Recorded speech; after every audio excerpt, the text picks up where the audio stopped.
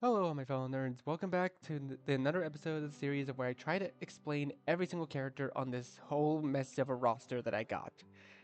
So, if you guys aren't up to speed, I've already have 3 parts out to explain this entire roster.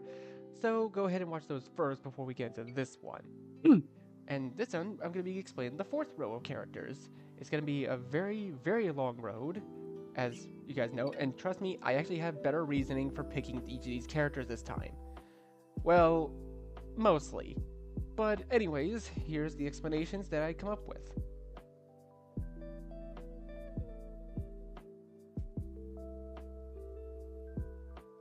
Philia! And here we have the third installment of my Skullgirls and Smash series, which honestly, I was really getting to enjoy the mini-series. I was trying to think hard on which character I should have made a moveset for in my roster, and I kind of thought, wait, why not the main character of Skullgirls, Philia? And it makes a lot of sense to do so, since again she has just like her friends, she has the same kind of auto turnaround, just like Ryu, Ken, Terry, and Kazuya, as well as the squiggly and big band ones that I had before. But Philia here is actually kind of unique in the sense that, she's kind of unique because she doesn't really fight with any weapons, or not just her bare fists at least. She fights alongside Samson, who is this little parasite that lives in her hair. Yeah, the thing with the giant tongue sticking out. And just like her Skullgirl friends, making her moveset was actually pretty easy considering she had a full list of moves at the ready in case any situations like this happened. So I was able to actually look through the moveset that she had in Skullgirls for most of the inspirations. In fact, and by most I mean literally every single attack is from Skullgirls. But of course their uses are the same. It's just that they have to be different, command inputs. Like her up tilt could be her aerial rave attack, where she flips her hair up from low to high to launch enemies upwards, or her side smash could be sending shears, which is my favorite attack by the way, where she extends her arm out and then Samson chomps down forward. And again, I probably should explain a bit more of the lore behind Philia before I continue with her moveset. Philia's lore kind of explains that she was just a normal high school girl, at least until her parents were killed by a person named Vitali and Atomo. She was about to join the mix too as another dead person, until a certain parasite by the name of Samson fused with her and saved her life. And although she although it's also made her currently homeless and suffering from amnesia. She is also the daughter of Amelia and Marcus, making her a Lorenzo's granddaughter and Vitali's niece. Which yeah, it's a very weird story. Skullgirls is very complicated when it comes to the story. Story. Essentially, she was also the first character made playable in the demo of Skullgirls when the game was being made, and her home stage is of course Maple Crest, and the streets of New Meridian. There were also many early concepts of Philia that showed her with shorter hair than she actually has, and there was also one concept where Philia was just a puppet on Samson's back. Yes, Samson was actually going to be his own playable character until they decided to change it and make him a parasite that was attached to her via her hair. And honestly, I guess this wouldn't really be the first Smash Bros. Character to use her hair as a weapon, because technically Bayonetta uses her hair as a weapon because she wears that as her clothing, but she also uses to summon the demon Madama Butterfly, so there was also that. Aside, aside from that, other early concepts of Philia actually shown her pre-Samson with short hair in a different style and wearing glasses. After she got Samson. And she was often seen wielding 2 swords that resemble hairpins. And, and an old live journal also stated that she was gonna use barber tools in her fighting style, but these tools were just changed to being shapeshifted parts of Samson's hair. Well, I should say Samson himself, which I guess makes a lot more sense to be honest.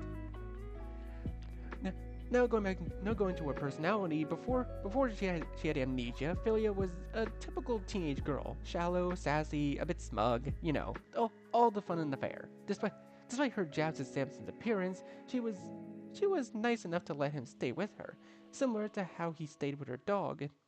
Dog. She was immensely sad when her friend Carol disappeared, and to the point that anything Samson did reminded her of Carol.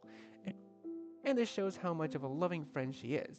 After her amnesia, though, she became naive and curious, th- though she was still as caring as before, even giving up on regaining her memories just to give Painwheel a better life. Yeah, you gotta be really, yeah, you gotta be really nice to give one of the biggest scientific monstrosities of your entire homeworld a better chance at life. And it honestly kind of shows when it comes to Philia. Anyways, for Anyways, when it comes to the move set, I had to dabble a little bit in Skullgirls. Like I said before, I've only played one Skullgirls game, the mobile game, where we get different cards. There are basically different versions of the characters, all different types. Honestly, I don't really know why they made it like that. They could have just made it Skullgirls Mobile and be done with it. But, but actually being able to play the game and play Philia a little bit actually got me thinking about her moveset. And yeah, it's about as typical as you can get. I kind of did think that her 1-2-3 hit combo from Skullgirls could be her normal jab, with Snip Snip being the first hit, followed by Comb Under, and then thinning Shears, which yeah is pretty weird. But of course I would make Chompador her up smash. That's the move where she makes pigtails out of her hair and then uses both of them to swing straight up at long range and then closes into a tighter near the end, which launches opponents. And funny enough, you can cancel this up smash into a jump, which is really cool and makes sense for her considering she is from a fighting game where combos are certainly a heavy part of the game. Most characters in that game can pull off pretty cool combos, although characters like Big Band are much slower because, well, they're bigger characters and they need a bit more time to start, a bit more startup time. Philia doesn't really have that problem. And since she fights with her hair, it's more so, she fights with more so a part of her body, which technically makes her a brawler character rather than anything else. Oh, but also this allows Samson to produce any sort of disjoint attack, like her down smash being the French twist attack. Her down air can be bounce and volume. Her side tilt could be the Samson boot, and, and her and I think another form of her down tilt could have been the tread of hair attack, where she slides across the ground with Samson's spikes on her boots. although although now comes when it comes to the cons of having Philia as a character. Uh, well, as you probably all know, Smash Bros. 4 actually added some forms of censorship. This actually allows people like all ages to play the game without having any certain thoughts. Let's just say. Because Melee and Brawl didn't really have this because of the technology at the time. But nowadays, we do have that technology, and we're actually able to, make it more family friendly.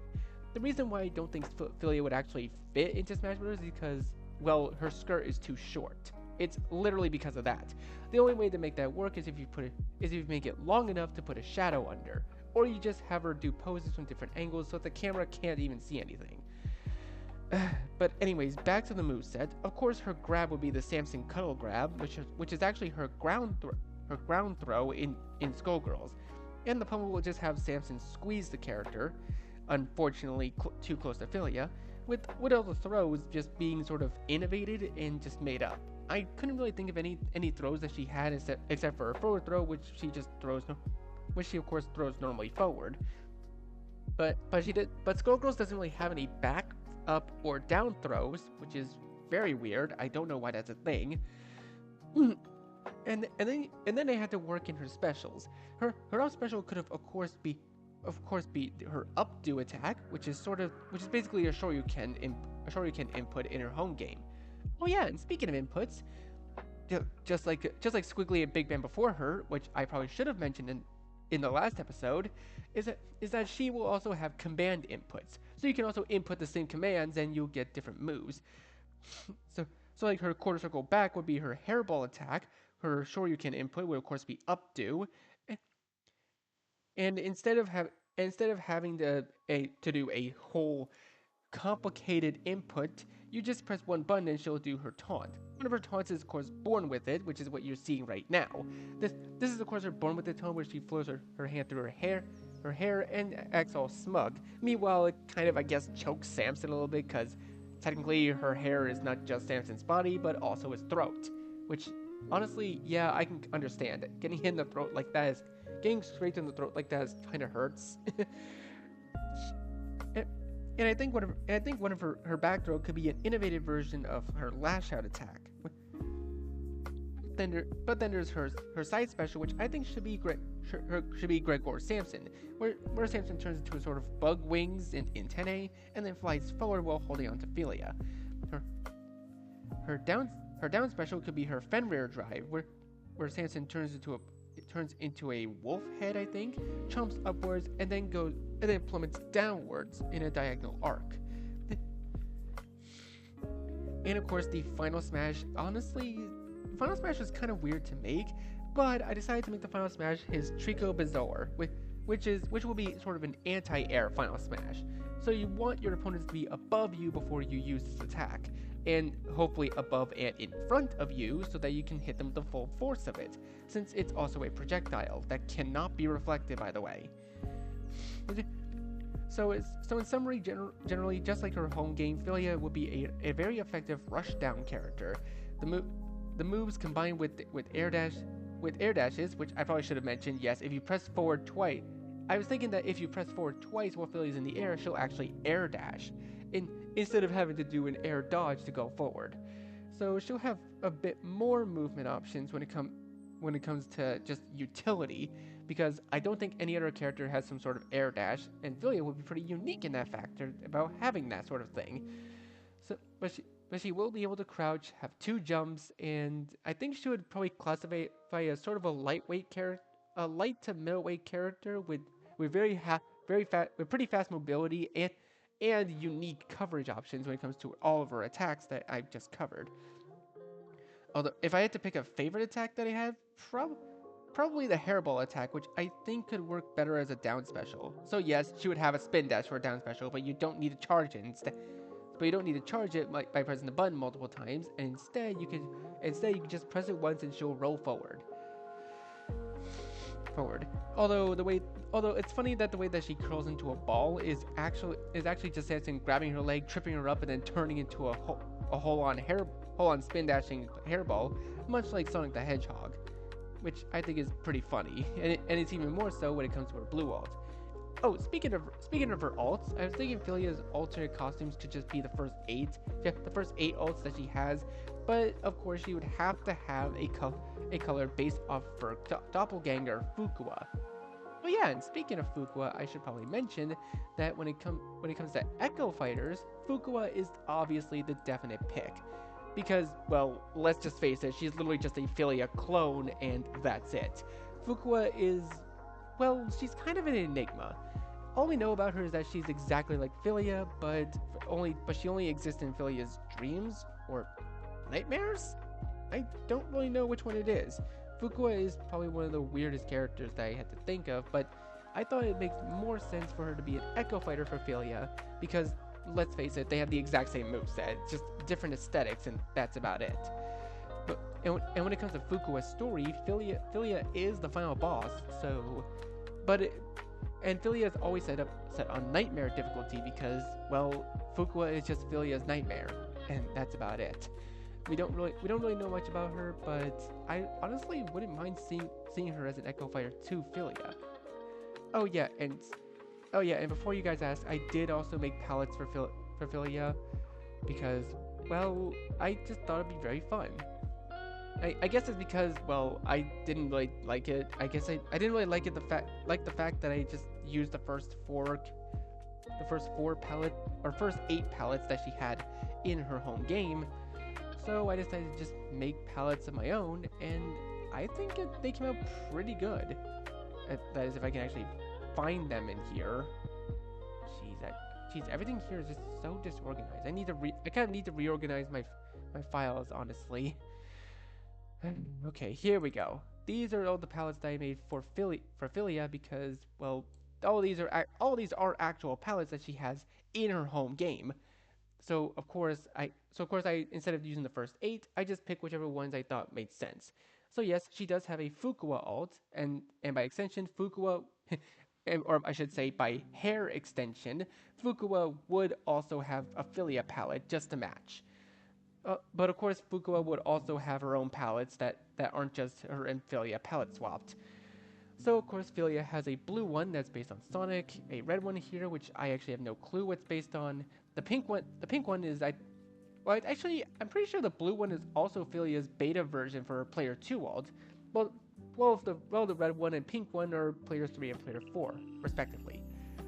And the last four are actual references. The fifth one is of course Shantae, the sixth one is Fukua, the seventh one I honestly don't really know what the seventh one's supposed to be, but I'm pretty sure it's an alt that she does have in the game, and the last one being, of course, based on Hatsune Miku, which is another alt that she does have in her home game. Honestly, I think these are pretty funny alts, and these all make a lot of sense. And if you're wondering, yes, if I had to design Fukua's alts, I would just use the first three alternate colors that she has in her game, plus any other fun ones that I think she has. And of course, she'll have a Philia alt, and I think instead of a Miku alt, she could have one based on Luca, the pink-haired Vocaloid. And aside from that, let's move on to the next character. Oh, by the way, I should also mention that I finally made these palettes of Frisk a while back, literally just yesterday, and this is the arts I can come up with for Frisk. So if you guys were all keen-eyed to notice that I updated them in the Smash roster. So tell me what you guys think about these alts, and I'll get back to the actual scheduled alts that. Sorry. Anyways, back to your regularly scheduled explanation videos. Rash. Okay, here we have another cool video game character that's from a retro series, but of course I'm using their more modern interpretation instead. So, Rash from the Battletoads franchise. Honestly, I think this kind of makes sense for a character. It just works. I don't really know how we haven't gotten a Battletoads character in Smash Bros. Yet. It is one of those retro games that is meant to be supremely difficult, like harder than it really needs to be. Though honestly, the high difficulty in the story is actually canon. So because the whole thing of Battletoads is that the universe of Battletoads, the game where it takes place, is actually made by the three people who, are the Battletoads: Zitz, Rash, and I kind of forgot what the last guy was named, but I only know Zitz and Rash, to be honest, so it makes more sense. Rash is probably by far one of the more interesting picks because, he did appear in his home game. He was a guest character in Killer Instinct. Funny enough, a game that I actually was able to play because my uncle Kevin actually had one.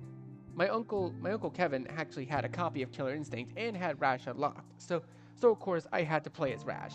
He was one of my favorite characters, and I would still play him to this day if I had the game. Anyways, coming up with Rash's moveset was actually pretty interesting.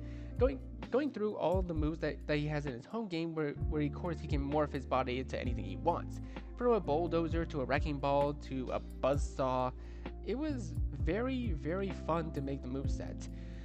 And looking back on it, I was very happy with how it turned out. Although I think I made his Final Smash a transformation Final Smash where he turns into a buzzsaw and can move around freely. Honestly, I think I would probably change it to a more cinematic Final Smash where he has all the Battletoads, so it's pretty much jump the enemy and beat him up into some sort of cartoony cloud of smoke, much like how old 80s cartoons did. Oh, in case you guys are wondering, Battletoads did have a cartoon back then. It was just very obscure, and I don't think anybody even knows about it anymore. Though putting together Rash's moveset was pretty fun, and of course I'd have to make one of his victory animations, the taunt that he does in Killer Instinct. It just works with his character. Although it would probably have to be a bit more toned down version of it because the original has a couple of pelvic thrusts in it. Well, so if I had to tone it down, I'd probably remove that part altogether. And in hindsight, I do think he would work as a character, but I think I would probably want to streamline his moveset a bit better so that it wasn't all that complicated. I think I made his moveset pretty complicated, but at the same time, his moveset probably wasn't as complicated as I'm thinking. With probably a few big punches, kicks, and maybe one move where he turns his fist into a giant fist with spiked knuckles on it. I don't know. I think it would work. That would work for a neutral special, kind of like a Falcon Punch with a lot of startup, but big damage if you manage to land it. And if I were to change one thing about it, I probably would make him I probably wouldn't make him a middleweight character. I'd probably make him a slightly heavier character. Probably as heavy as Ganondorf, but with two bigger jumps cuz he is a toad and toads jump pretty high. Unless I'm thinking of frogs. I don't know. Toads and frogs are pretty similar, but they are different in a sense. And and if I had to make one of a fun taunt for him, I think one of his taunts would I think he would also have a fun taunt where he would do a little bit. What's that sort of dance called? It's basically the same as a Team Fortress 2 Kazakhsky kick. I'm pretty sure it's called a Kochak dance. I think that his Kochak dance taunt would also have a hitbox on it, hitbox where his feet are. That'd be pretty funny. Comboing your opponent into a taunt would be hilarious. So in a sense, you're basically showing off while also dealing damage. And I think all of his moves could also be cancelable as well, since he was in a fighting game. So that makes him a bit more, gives him a bit more depth. And as for his costumes, I think his other costumes could reference the other Battletoads like Zitz and okay, you know what? I'm just gonna look this up so I can actually remember all the Battletoads names. Oh right, they're all based off of things that some kids get when they're walking around. Okay, so of course he would have colors, but his default color would of course be himself, but he would have also colors that reference Zitz and Pimple. Seriously, the other guy's name is Pimple? That's wow, that's actually kind of sad. But I think there should also be colors that reference Big Black and Robo Manus, which are two enemies in the game, as well as the Dark Queen, which is the main enemy of the game, as well as Angelica, I believe, who is the princess that they're trying to save within the series. And apparently there was a character in the series named Abobo. At least I think so. I don't know. But but aside from that, I think all these costumes should be his look from Killer Instinct, except for his last one, which should be a reference to how he looked in the retro version of the game. All green and yellow and stuff. It just makes a bit more sense.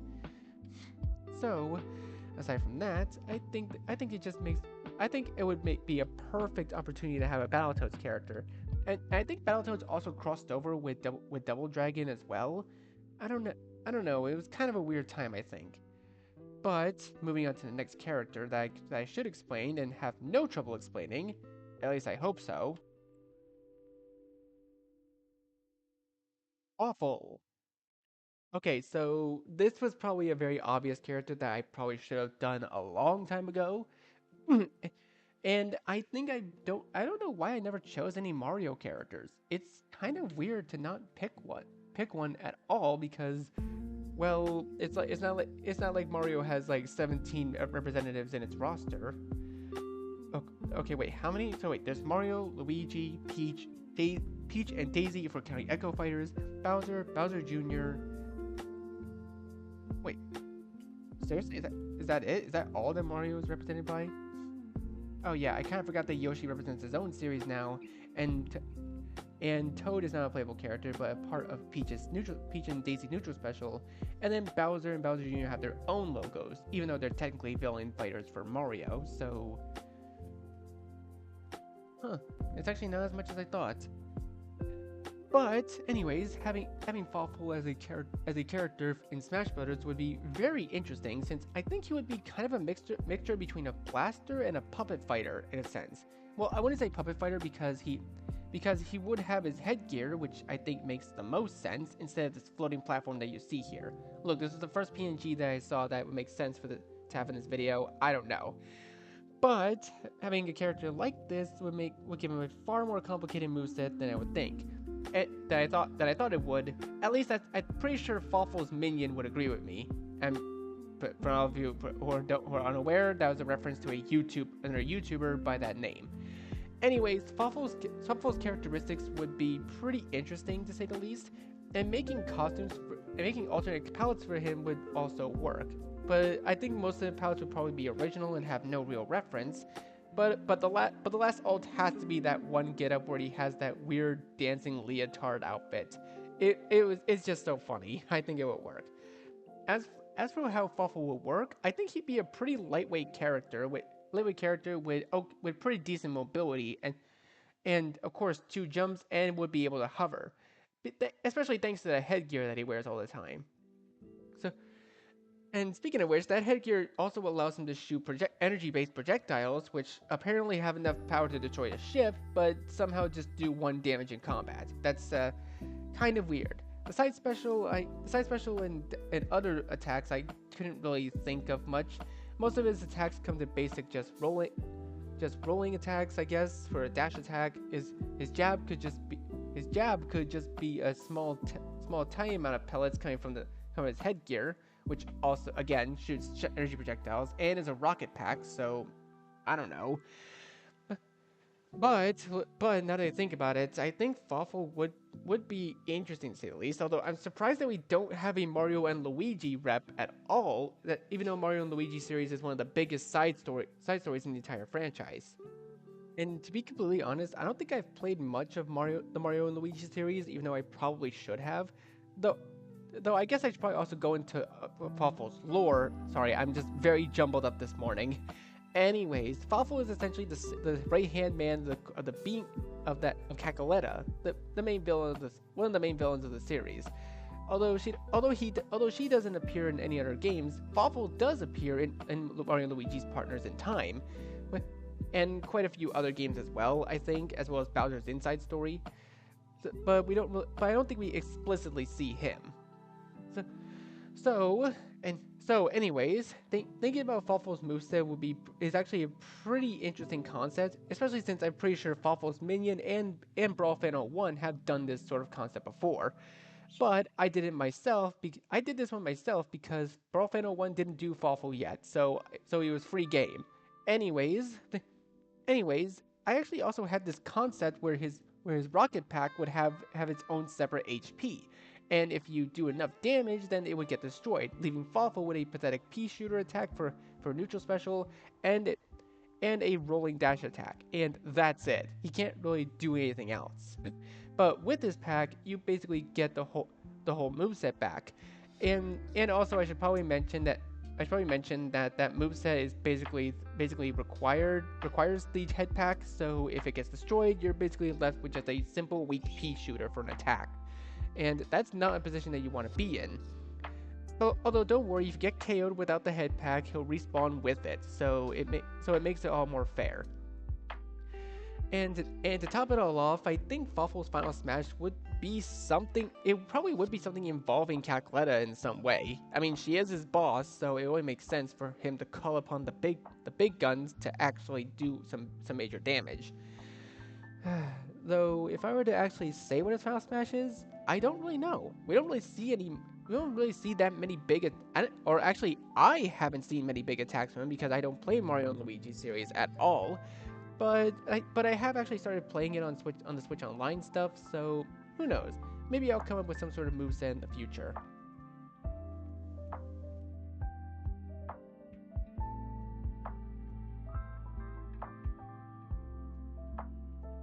And now you are going to die.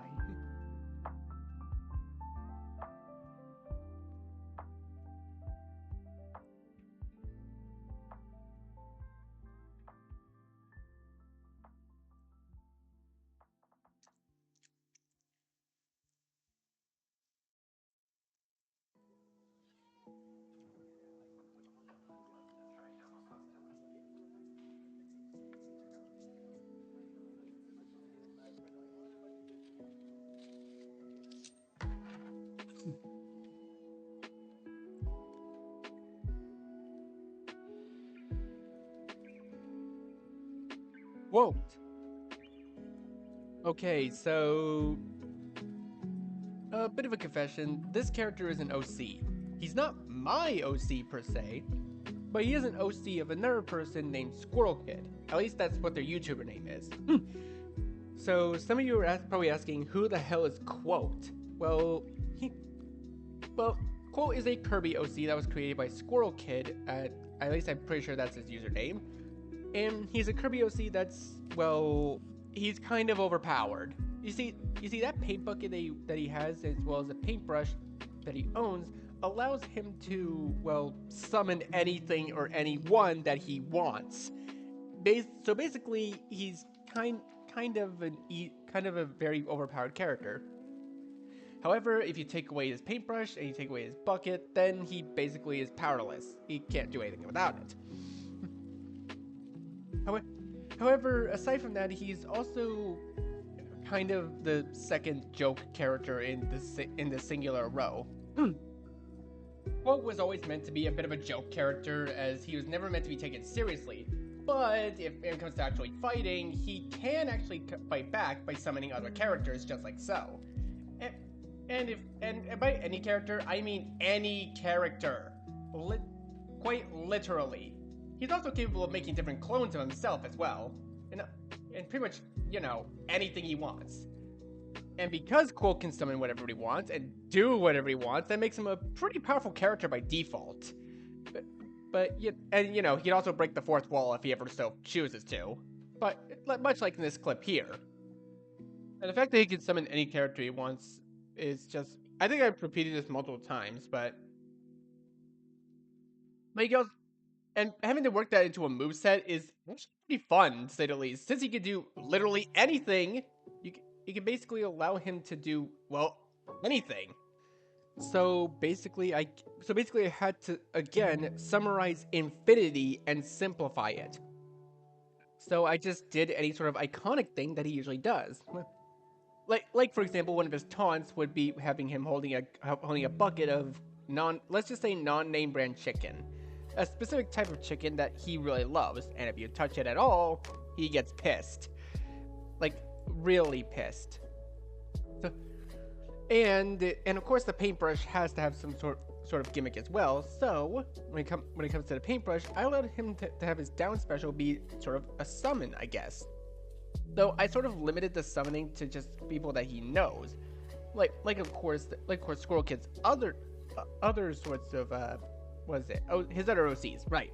Squirrel Kid's other OCs, like those other OCs being, of course, Bolt, the squirrel, and their sensei, who is a small little green Chow, who is far more powerful than he seems.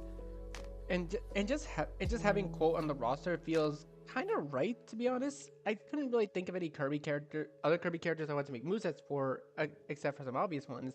But then I thought of Quote and thought, you know what?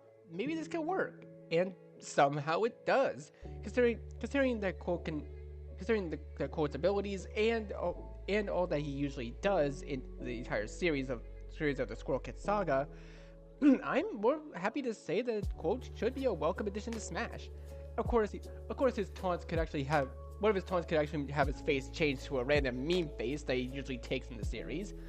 But I guess there could also be this one hidden taunt where he turns into Dio Brando for some reason. I don't know. He's kind of a random guy, and I don't really know much else about him aside from the fact that, well, he has fourth wall awareness. So yes, he can probably technically see you, the player, and just mess with you if he so chooses to. Although that wouldn't actually work for Smash movesets, so he's kind of limited to doing what the game wants him to do. And overall, I think Quote would be a pretty interesting character to have in the roster because of the limitless potential that he has, and the fact that he can summon pretty much anything. I don't think that summoning characters for all of his attacks will work, because he should have attacks of his own as well. So of course he does, and I think for that, one of his that's mostly represented by his grab and throws, where he of course can grab you with his normal nubby hands, but then his throw would have his hands and legs extend so that he throws you farther, because, well, that's just his nature. And of course the final smash has to involve his paint bucket. It just makes the most sense. So I think his final smash should be the one thing that he's iconically known for doing: trapping people in the paint bucket, painting bombs around them, and just having those bombs explode, blowing them up and dealing damage before launching the foe away. Honestly, it makes sense for a final smash. I think when it comes to most of these movesets, I have the final smash in thought first before working out the rest of the moves. And I think that's just my thought process for everything when it comes to all these movesets, now that I think back on it.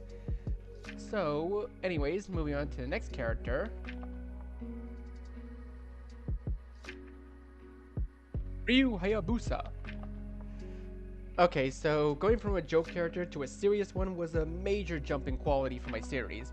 But Ryu Hayabusa was a pretty requested character for people asking me to do, so I went ahead and made a moveset for him. I had to do a lot of research when it came to making it because I never played a single at all Ninja Gaiden game whatsoever.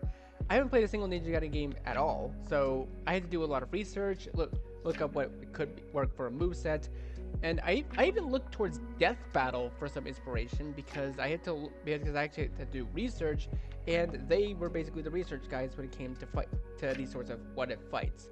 Although it was one of their earlier episodes, so I cut them a bit of slack, but but looking back at it, I of course had to give this guy some sort of wall cling with those climbing sickles that he owns. Wait, no, sorry, that's Strider Hero I'm thinking of. Ninja Gaiden is a bit different, so because well he has different tools, and of course he has to incorporate some of his ninjutsu arts like that weird fire falcon that or well actually he can turn into a bird. What am I saying? He can turn into a bird and fly any direction he wants. He of course has that iconic sword that he uses, which is an heirloom in his entire family bloodline, and also well, you know, he also the typical sort of ninjutsu arts that he has: stealth, speed, and above all, kill power. But I think the drawback when it comes to him as a fighter is that he would be kind of a glass cannon. He wouldn't be lightweight, mind you. It's just he's not actually a lightweight fighter. He would be a heavyweight fighter with sort of properties that make him a bit, able to jump higher than most others. Probably as high as Greninja, I'd probably compare him to. And of course he'd be able to cling to walls and wall jump as well as crawl. I think crawling makes more, but it's maybe less of a crawl, more of a crouch walk. So, and of course I think his final smash should include one of his ultimate attacks that he does in his games, where honestly I don't really know, but another thing. God, I'm repeating myself a bit too much in this video, aren't I? Sorry, going off my own script here. I kind of wanted to make a moveset for Ryu Hayabusa that makes sense and also is just a good nod to his games. Because as someone who's never played any of his games before, I wouldn't really know. So I had to do a lot of digging, and I did find a couple of moves that I could use, like I think his up special could be some sort of smoke bomb teleport because he does use smoke bombs in his games, but I don't know. What do you guys think? I haven't made any palettes for this guy yet either, so actually I'm pretty sure there's only one character in this whole row that I made palettes for aside from Filia and Fukua. So on to the next character, since I can't really explain Ryu that well because well it just makes sense for him to be in Smash, and that's about it. Anyways, next character.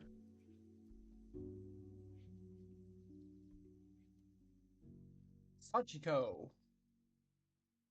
Now, this is a character that I can actually explain better. I promise I can explain her a lot better than I did with the other ones. So, at some point during my roster, I wanted to cover a character that was from a horror RPG maker game. Though, honestly, I didn't really know how to do that. I could have chose some of the protagonists, but those ones seemed a bit too obvious. Although I will later go back on my own word later down the line. But I decided if I couldn't make a moveset for a main character, I could make a moveset for the main villain. And Sachiko was the first one that I thought of. And, considering that Smash Bros. Doesn't really have many horror characters, I mean, technically the only horror character we have is from Fatal Frame, and she's an assist trophy. But making a moveset for Sachiko was actually a lot more fun, because I got to stick in a bunch of references to her game, or I should say games, because she was in more than one. Like God forbid we talk about Hysterical Birthday. But looking back, I actually took the main game that she's from, Corpse Party, as the main inspiration for her moveset. And I don't really quite remember what the moveset was. Since, Amino is officially shut down, I can't go back and look at it. But I do remember that I made it a very, very scary moveset. She would probably be a lightweight character with 2 jumps, able to float, float, and also when she crouches, she'll actually phase into the ground, you know, because she's a ghost and not actually a real person. Okay, well, actually, well, the thing is that the thing is, she was alive in her home game. She was alive, but at some point, she died. And there was actually this one charm that's just called the Sachiko charm, where you have to.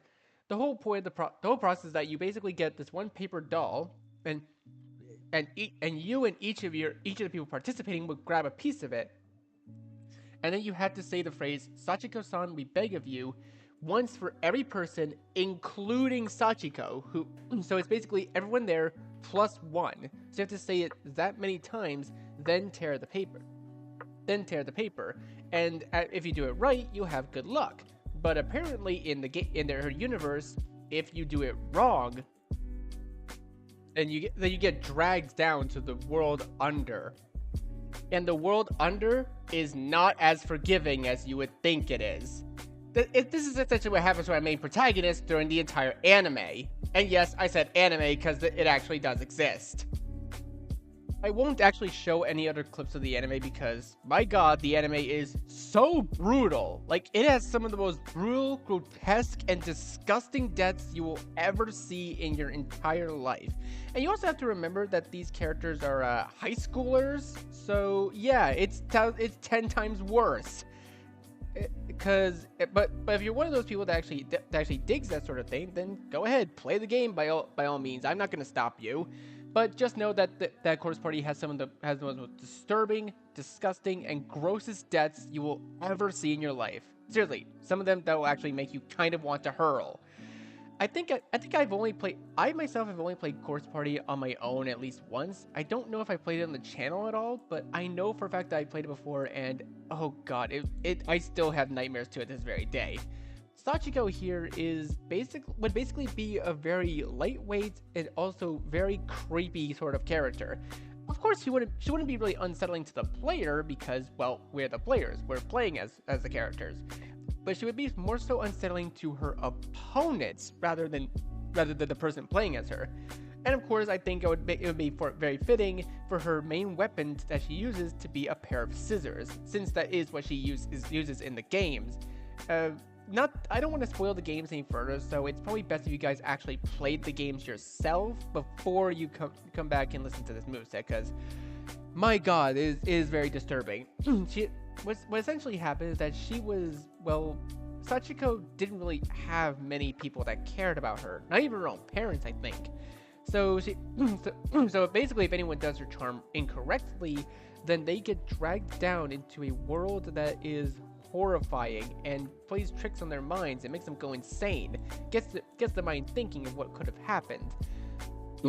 Aside from that, I think the best way to characterize her is just as a very scary, creepy, and unpredictable character.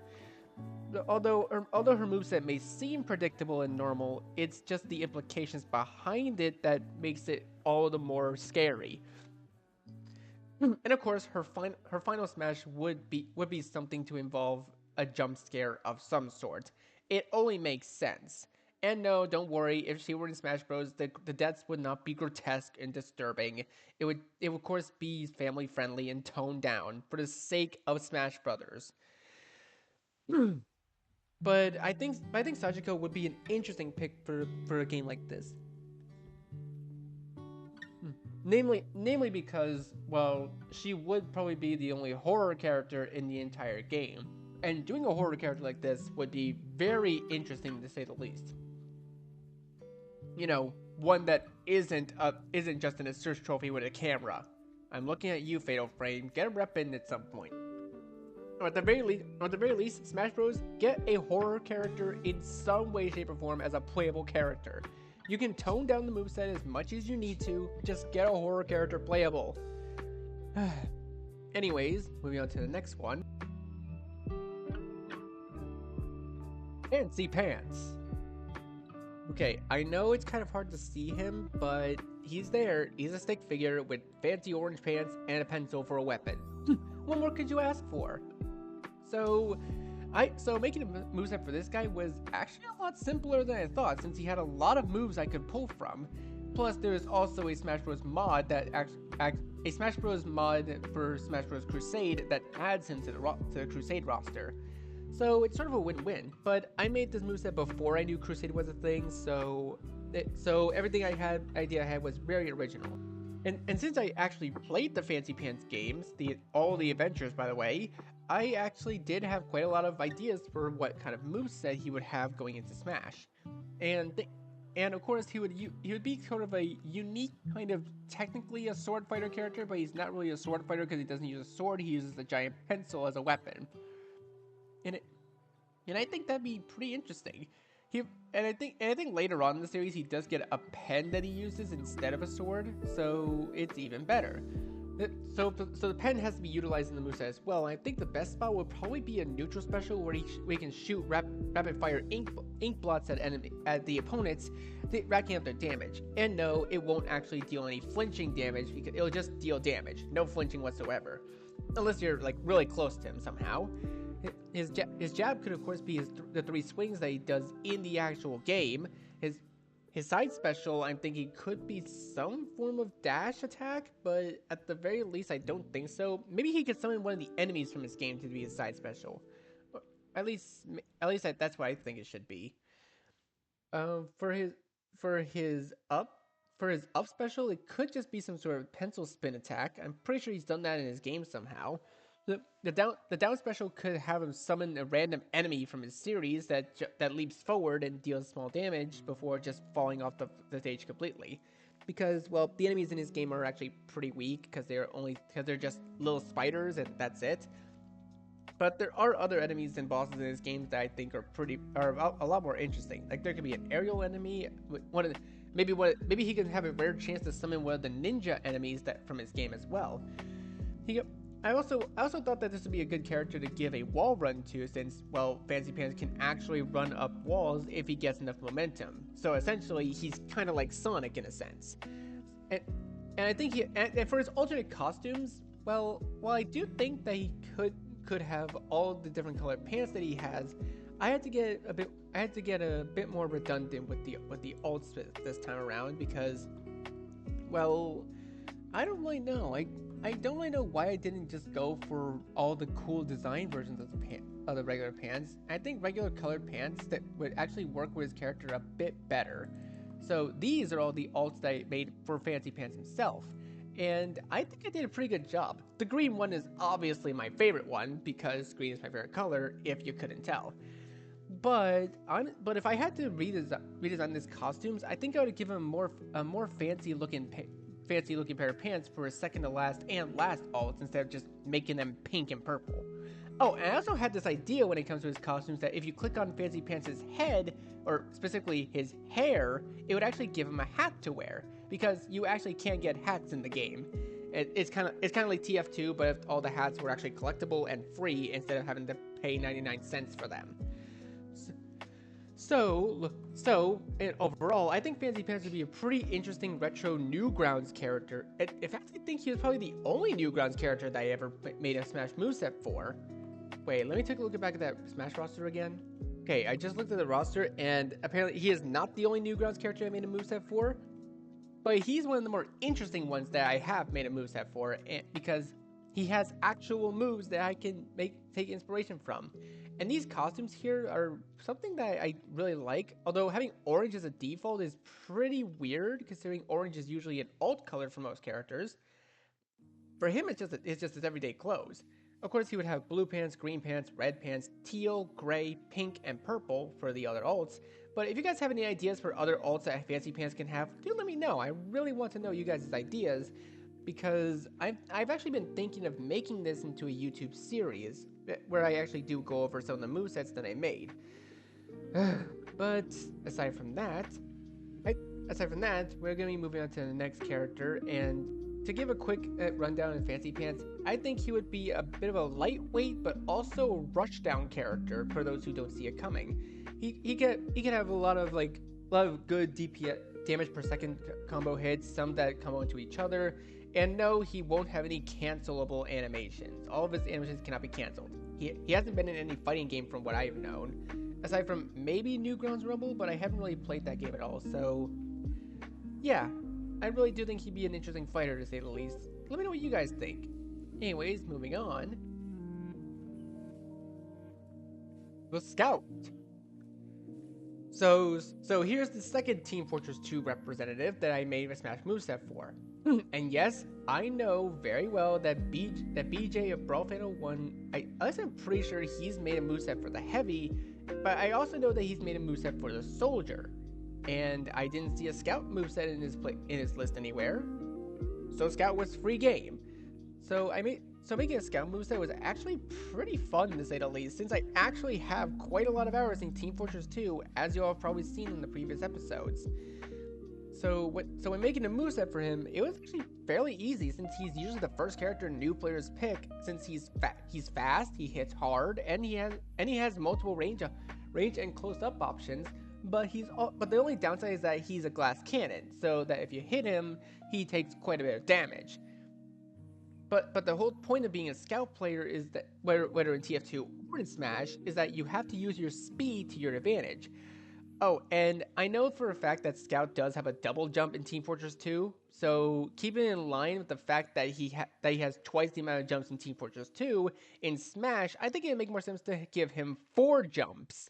Yes, 4 jumps, because he already double jumps in his home game, so why not give him double the amount of jumps as most of the roster? So he just has 4 jumps. I know that sounds very, very, very overpowered, especially for a middleweight rushdown fighter like this one. But it just makes sense thematically, because giving him 3 jumps just feels incomplete and 2 jumps just feels standard. So is the standard in Smash. So the fact that he has double the amount of jumps of most of the characters makes sense. Of course, he would be beaten out by characters like Meta Knight, Kirby, and King Dedede because they have multiple jumps. And I'm pretty sure that Peach and Daisy also have a float option, so to which Scout does not. Scout can't float, last I checked. So in line with this, he would have 4 jumps. He would have a crouch walk, obviously. Also, I probably should have mentioned this before, but the Heavy also would have a crouch walk. But it wouldn't reduce his hitbox as much.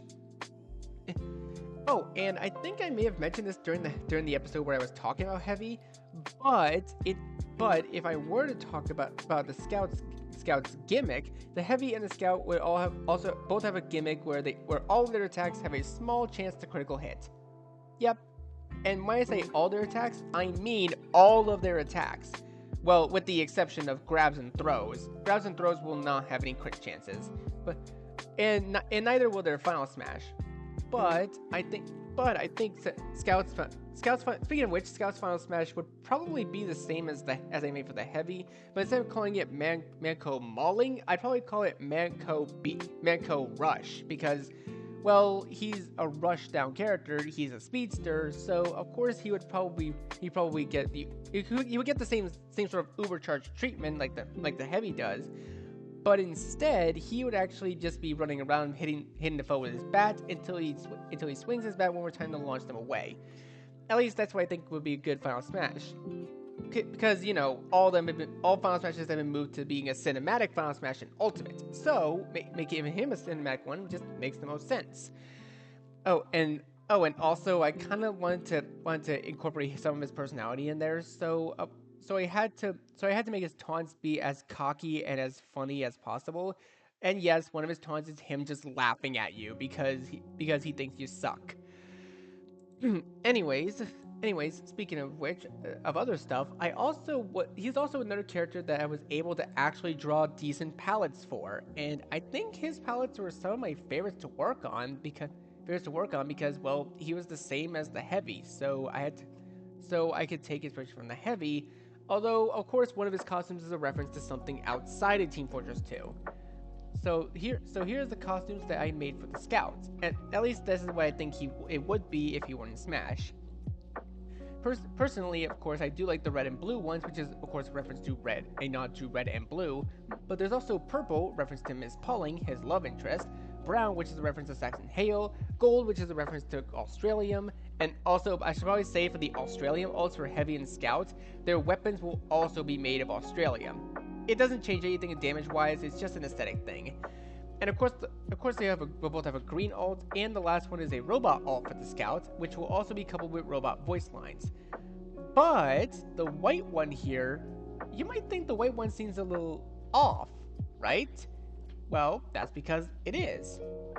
The the white one is actually a reference to is what I like to say is a reference to the Batter from the Off series, because well, the Batter wears a white shirt, he uses a bat as a weapon, and he also has a black hat.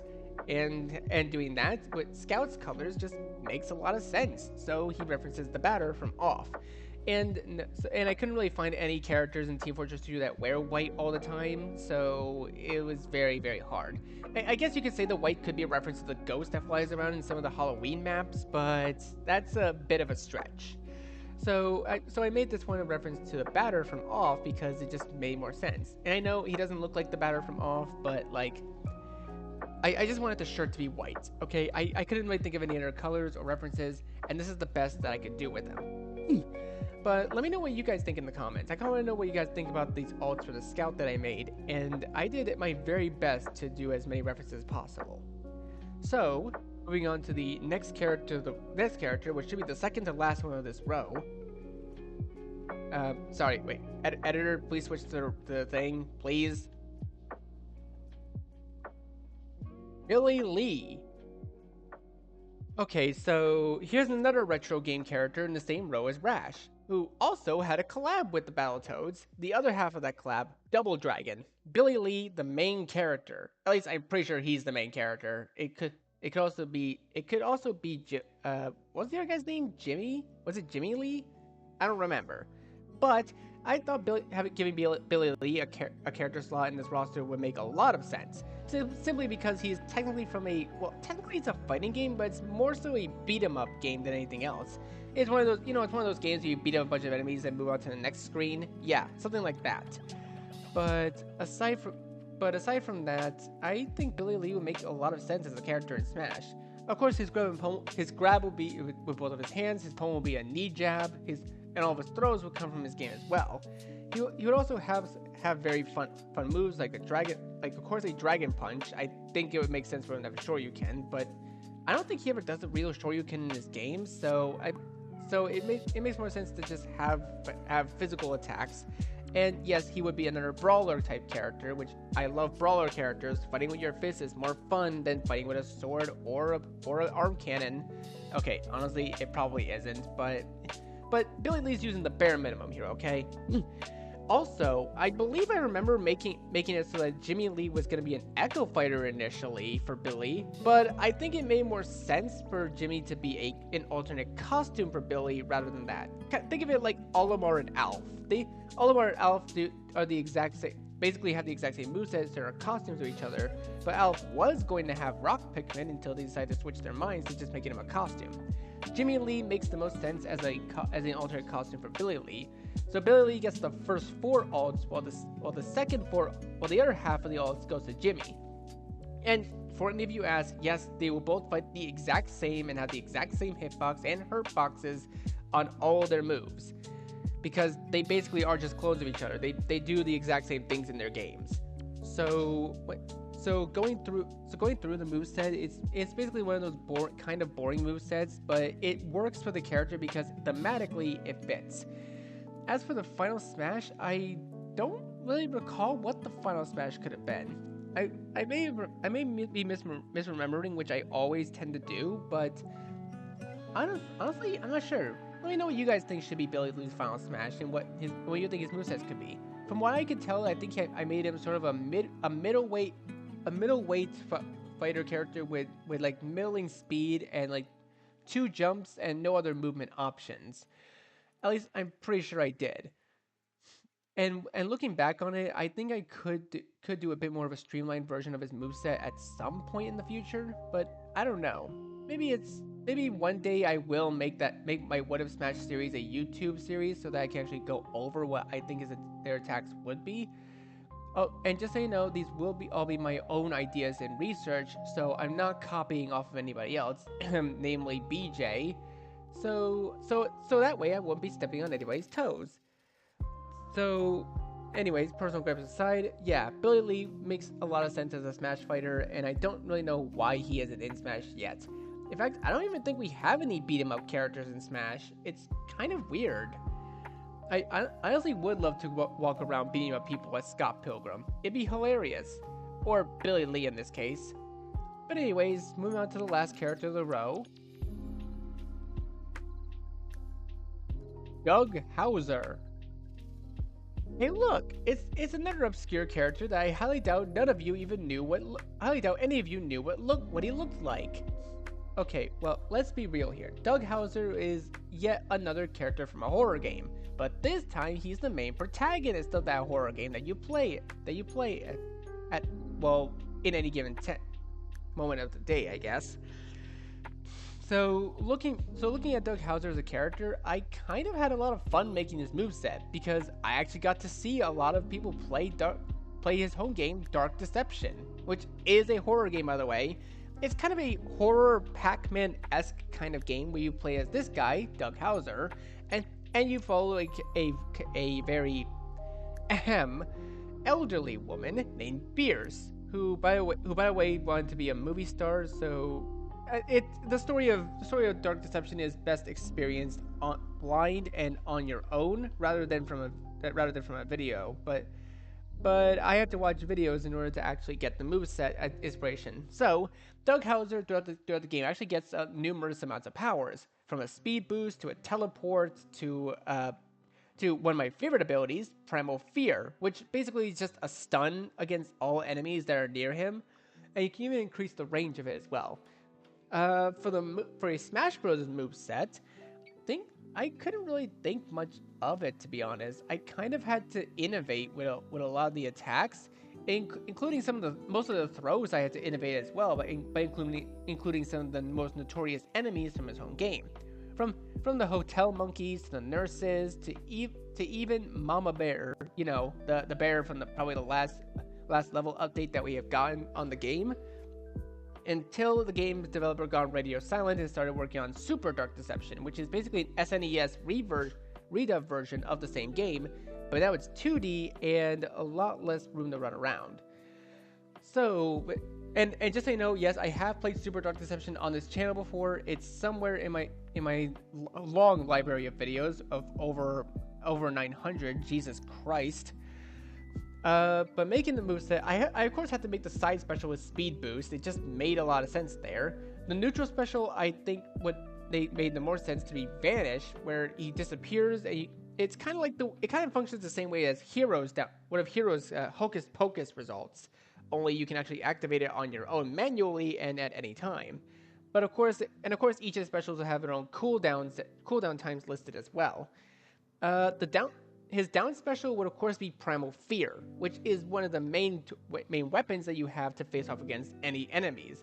What Primal Fear does is that it just stuns enemies in place. And for Smash, I'm thinking that if you hit somebody with it, the more damage they have, the longer the stun, capping at about 7 seconds, I want to say 5 seconds at 100%. So at least I think that's how it should be. It makes a lot of sense that way. So Primal Fear wouldn't really stun people for very long if they're at 0. Although Primal Fear will also do a bit of damage as well, just to keep things more interesting. And yes, I do think that his up special should be his teleport, because he does get a teleport in the game, and it does work with him thematically. As for the final Smash, I don't really know. We haven't really seen the end of Dark Deception at all, and because, well, the game's still only technically like 2/3 of the way finished, and we haven't gotten any updates from it since, which makes me kind of sad. But at the same time, I think this Final Smash could just be some sort of innovative Final Smash that includes Beerus in some way, and probably contains all the ring pieces that you're trying to gather throughout the game. It's much better if you play the game yourself and understand it a bit better, but yeah, overall, I think Doug Hauser would be a great addition to the Smash Bros. Series, because, and yes, if you guys are wondering, this thing that you're seeing here is his official model. This is what he officially looks like within the game. And yes, he is that full of himself. But anyways, I think that's gonna do it for this episode. So that's all the characters that I have for the fourth row explained as best to my ability as possible.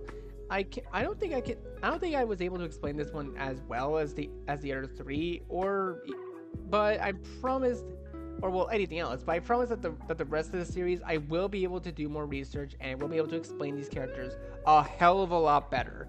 Again, the later we go down the line, the better I'll get to actually explain these characters, as somewhat. But thank you guys so much for watching. Be sure to leave a like, comment what you think, share this video with your friends, and be sure to subscribe and click the bell so you don't miss a single notification. I'll see all of you in the next video. Goodbye.